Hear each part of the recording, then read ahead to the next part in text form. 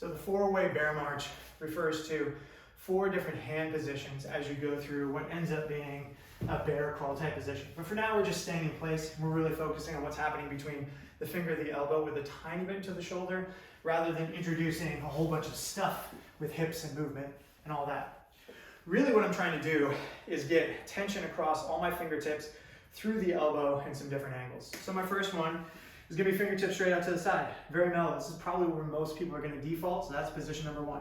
As I go up and down, I wanna think of touching with my fingertips first. I'm getting a stretch.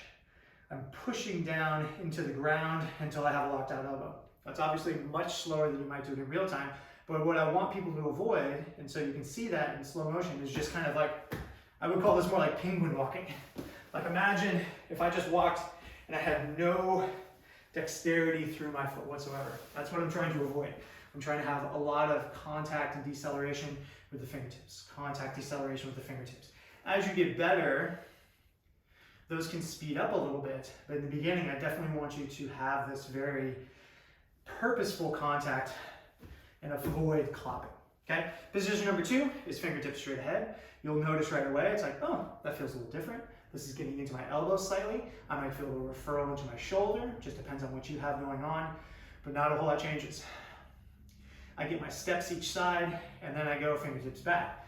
Most people are gonna find this one disproportionately more difficult because this is essentially antithetical to sitting at a keyboard, opening all that up. That's exactly what this is intended to do.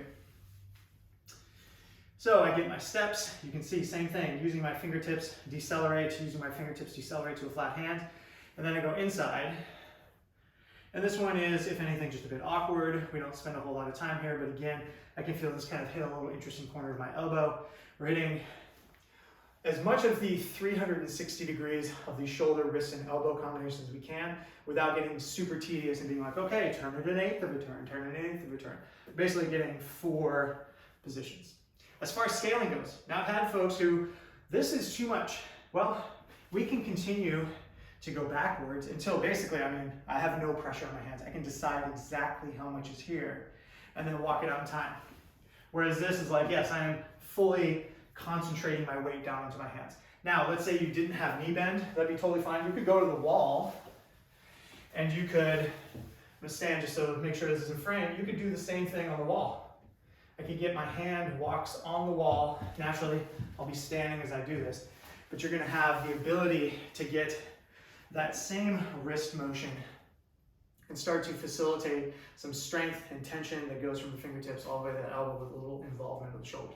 Take your time, decelerate that handprint, hit all 4 different angles, start to loosen things up.